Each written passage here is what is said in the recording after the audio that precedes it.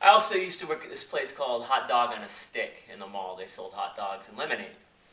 They normally only hired girls, but for whatever reason I got the job and I did well. I only lasted a few days. What happened was we had to wear these really revealing outfits.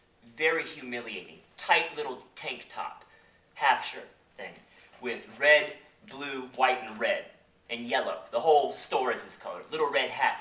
And these little red hot pants shorts that were so tight, I could barely breathe. They were painted on. You could see every detail in my scrotum while I'm wearing them. Every nook, every cranny, every vein in my penis. Very humiliating work. One day I'm pumping the lemonade. They have the lemonade in these big vats. So I'm pumping the lemonade in the thing. God, I remember it so it's very clear because I had a clip-on ponytail because I didn't want them to know that I was a man. And I remember pumping the lemonade because the ponytail was hitting me in the back, and I wasn't used to that. Anyway, that has nothing to do with the story. One of my testicles pops out the side of the shorts. Yeah, exactly. It's being constricted, like caught between the inside of my shorts and the outside of my shorts. So it's being constricted like a water balloon when you twist a water balloon. I ended up passing out, losing my job, and a sexual harassment charge thrown at me. I lost my job because they said I lied about being a woman, and I got the sexual harassment charge because they said I did it on purpose. As if I could pop one of my nuts out of the side of my shorts on will, you know. That would be a nice power if I were an X-Man, mind you, but no, that's not how it went down. Complete accident. I didn't get dropped from the label. What happened was they got swallowed up by Interscope, and then Interscope dropped me from the roster. I keep doing this because I love what I do. I'm married to music. I'm married to hip-hop. You know, just like a real marriage. There's going to be good times, there's going to be bad times, but if you're committed and you love something or someone, you make it work. It's exactly the same. Except, music can't give you syphilis. I've wanted to be in entertainment my whole life. I remember I was 9 years old doing the moonwalk in our kitchen, and my dad walks in and gets completely angry, beats the hell out of me, tells me to go to my room for doing the moonwalk. And I was like, had no idea why it was. Turns out years later, my grandmother ran away from my grandfather for some motherfucker that was doing the moonwalk. My grandfather never got over it. True story. One time we were off tour, the funds were kind of low, and I needed to get a day job. So I applied for this job working for the city, for the city dog pound.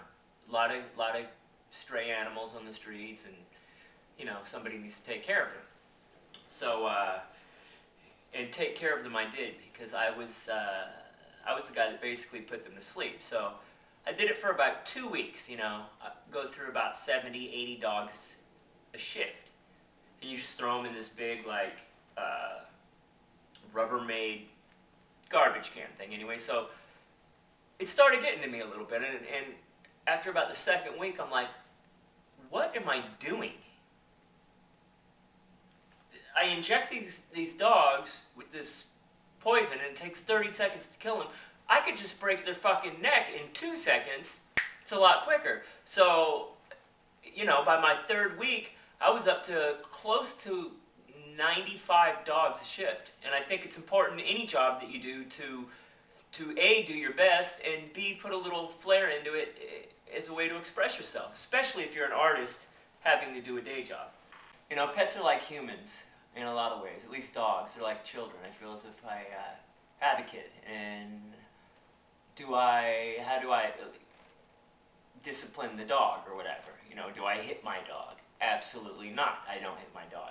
I don't think you need to hit a dog if you have one of these. When I make beats, I try to make the drums sound like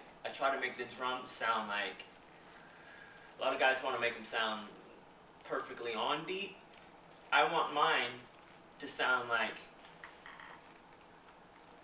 fuck you. Well, being a producer, I have to listen to everything. I have to listen to all kinds of music. I listen to rock, I listen to hip hop, jazz, rock, soundtracks, jazz, old Tony Bennett,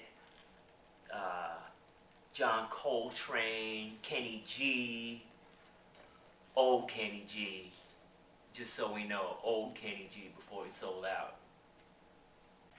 Vegetarian? No, not a vegetarian. But I do only eat animals that eat other animals. Just to teach them a fucking lesson. Well, I mean, you know the old adage that dogs are man's best friend, and I believe it. To an extent. I mean, A, my real best friend doesn't get scared when I chase him with the vacuum, and B, my real best friend doesn't lick peanut butter off of my balls if I put peanut butter on my balls.